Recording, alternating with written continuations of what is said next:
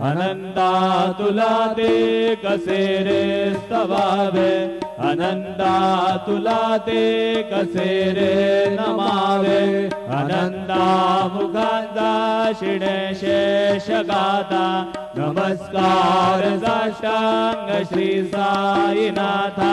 स्मरावे money त्वत्पदा नित्य भावे, पुरावे तरी भक्तीसाठी स्वभावे।